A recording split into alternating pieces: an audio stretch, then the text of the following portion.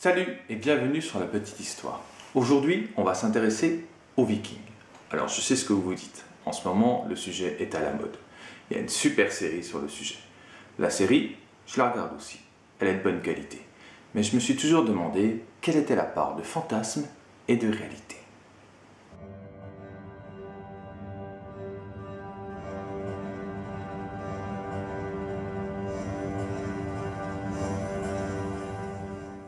L'an 793.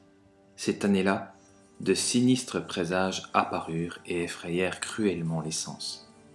Ils consistaient en immenses tourbillons et éclairs. On vit de féroces dragons volant dans les airs. Une grande famine suivit immédiatement ces signes et, un peu plus tard, la même année, le 8 juin, les ravages opérés par ces païens détruisirent lamentablement l'Église de Dieu par le pillage et le meurtre. Alors, on appelle le viking un commerçant de longue date, particulièrement doué et remarquablement équipé pour cette activité, que la conjoncture a amené à se transformer en pillard ou en guerrier, là où c'était possible, lorsque c'était praticable, mais qui demeurera toujours quelqu'un d'appliqué à acquérir des richesses. Le phénomène s'étend d'environ 800 après Jésus-Christ à environ 1050. 250 ans. C'est une période très longue pour la réduire à une seule activité de piraterie débridée. Mais attention, le viking était bien un barbare. Ce fut réellement un prédateur incendiaire. Mais c'est aussi et avant tout un commerçant. Et c'est un commerçant parfaitement renseigné. Il a ses agents, ses informateurs, il sait où se situent les points faibles, ou les lieux qu'il vaut mieux éviter. Il ne se porte jamais sur les endroits trop forts pour lui, où il sait que la victoire est exclue. Car il se déplace en trop petit nombre. Il n'est pas en mesure d'affronter un ennemi trop puissant. Chaque fois que la force des choses le contraindra à se battre à terrain découvert, il sera immanquablement défait. Alors d'où viennent-ils ces Vikings ? Eh bien de Scandinavie. Ce sont des Suédois, des Danois, des Norvégiens, puis dans un second temps, ils viennent également d'Islande ou des îles Féroé. Ils étaient pauvres. Le sous-sol de ces pays est sans ressources. Très peu de terres arables. Il est plus vraisemblable que les habitations de cette époque étaient très dispersées dans le nord. Ce que nous appelons villes s'appelait en réalité des agglomérations saisonnières, comportant peut-être quelques bâtiments permanents de type administratif, mais qui ne se trouvaient réellement peuplés qu'aux époques des foires. Alors qu'est-ce qui pousse les Vikings à partir en campagne ? Eh bien déjà, les Arabes vont couper la route de la Méditerranée, qui présida pendant des millénaires à l'éclosion puis à la fortune de quelques-unes de nos grandes civilisations, comme celle du Proche-Orient, de la Grèce et l'Empire latin. Le délabrement de l'Empire carolingien, trop vaste et trop morcelé, en fait une proie extrêmement intéressante. Ses richesses attirent la convoitise, sa faiblesse facilite le butin. Alors jusqu'où vont-ils aller, ces Vikings ? Eh bien, ils vont d'abord s'installer dans les îles Féroé, qui semble-t-il, ils auraient découvert, puis en Islande. C'est de là qu'à partir de 874, ou un peu avant, ils ont fondé un État indépendant, qui ne fut ni une démocratie, ni une république, comme on peut le lire trop souvent, mais bien une oligarchie plutocratique. Un État indépendant, donc, qui se rendit capable d'édifier une culture et une civilisation sans aucun équivalent en Occident, entre 874 et 1264. Quiconque s'intéresse aux Vikings se doit d'étudier ce que l'on appelle aujourd'hui le miracle islandais. Nous y reviendrons. Au-delà de l'Islande, cette route de l'Ouest est allée jusqu'au Groenland, après les incursions d'Éric le Rouge. Rappelons que les Islandais s'installèrent au Groenland et que, de là, très vraisemblablement, ils sont passés en Amérique du Nord, c'est-à-dire au Labrador, ou à Terre-Neuve. Ce point longtemps controversé semble maintenant rallier tous les suffrages, n'en déplaise à Christophe Colomb. Aussi incroyable que cela paraisse, les Vikings sont aussi passés par les terres, et notamment par le Danube. De là, à la verticale, on parvenait à Constantinople, qui fut, rappelons-le, la grande ville européenne de ce temps-là, à égalité avec sa rivale Rome. Cette route est intéressante parce qu'elle donnait lieu, là aussi, au trafic des fourrures, mais surtout parce que c'était, par excellence, le parcours que l'on faisait suivre aux esclaves.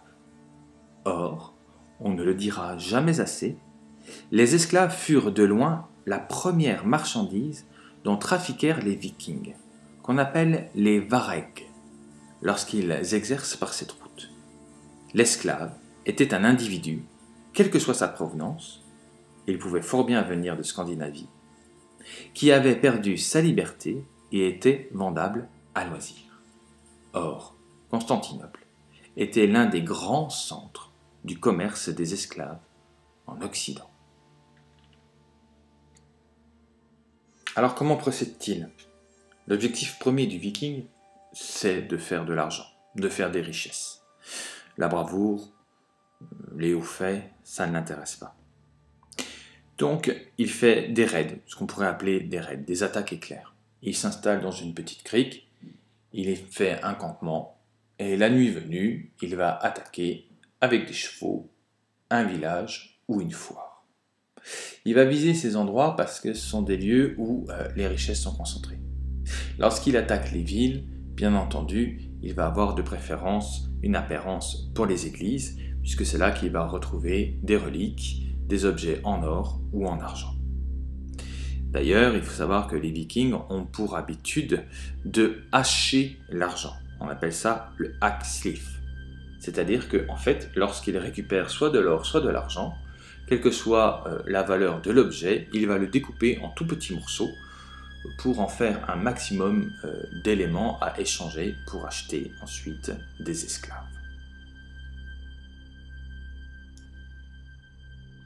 Alors une fois que le butin est emporté, il met le feu avant de partir, car c'est un grand incendiaire du Moyen-Âge, époque qui redoutait plus que tout ce fléau, puisque l'immense majorité des habitations étaient en bois.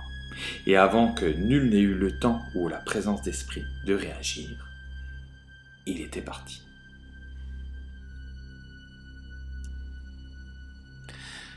Alors l'équipement du Viking. Alors le casque déjà, il est conique. Pas de cornes, pas d'ailes, pas de pointe. Merci Astérix. Il utilise de préférence une hache, plutôt large mais ordinaire, qui est une excellente arme, redoutable pour le jet, pour les stockades et pour les abordages. Il utilisait parfois des épées, mais elles étaient d'assez mauvaise qualité et devaient très souvent être redressées après les combats, car elles se déformaient. De préférence, une lance longue, un épieu, lui convenait davantage. Bref, que des armes pleines de finesse. Pour ce qui est de la défense, je ne reparle pas du casque. Par contre, il utilisait un bouclier rond, en bois, et une armure, ou plus précisément de légères cottes de mailles. En fait, ce qui lui servait le plus à se défendre, c'était sa bravoure et son charisme. Il faut savoir que le Viking en impose, et son sens de l'organisation et de l'ordre en font un valeureux militaire. Il ne se déplaçait également jamais sans sa petite balance, qui lui permettait de commercer sur la base de l'argent, qui était l'étalon préféré des Vikings. Alors comment parler des Vikings sans parler de leur bateau? Le célèbre Knorr, car on ne l'appelle absolument pas Drakkar, mais Knorr. Il surgit à tout coup. Il existe depuis le début du 8e siècle. C'était une véritable œuvre d'art. Il vouait une véritable vénération pour ce bateau. sa quille est d'un seul tenant. Sa proue et sa poupe étaient symétriques. Le mât s'articulait sur la quille. Le résultat est saisissant. Quiconque a eu la chance de naviguer un peu sur ce bateau se rendra compte de sa légèreté. Il est tellement léger qu'il peut être porté par les hommes ou poussé sur des rondins qui sont embarqués à bord du bateau, ce qui permet de passer d'une rivière à un fleuve. Mais surtout, il est élastique. Il n'affronte pas directement les lames des océans. Il plie sous le choc. Il se tord, si l'on peut s'exprimer de la sorte. En conséquence, il est capable d'affronter des mers les plus démontées et par ailleurs, la manière dont il est monté le rend susceptible de naviguer dans des eaux peu profondes. Il a un tirant d'eau de seulement 50 cm. Il pouvait faire environ 9 nœuds à la voile et 5 à la rame. Il n'était pas ponté, ce qui signifie que la cargaison, les hommes, leurs bagages, étaient tous entassés pêle-mêle sur le fond de la coque. Les conditions de vie étaient à l'avenant. Il n'était pas en état, je l'ai déjà signalé, de transporter de lourdes quantités de marchandises. C'était un véhicule de commerçants de luxe, ce qui correspond bien aux Vikings. Il demeure une énigme. Nous ne savons pas comment les Vikings se dirigeaient en haute mer. Contrairement à ce que l'on voit dans certaines séries, les Vikings n'avaient pas de boussole. Les naufrages étaient fréquents, les déroutages fort banals. Commerçants avant tout. L'occasion est belle de souligner avec force que les Vikings furent avant tout des commerçants de luxe. Leurs bateaux ne se prêtaient pas au transport de marchandises lourdes et utilitaires en grande quantité. La fin du phénomène viking. Paradoxalement, c'est la christianisation officielle des 3 puis 4 nations vikings qui met fin au phénomène.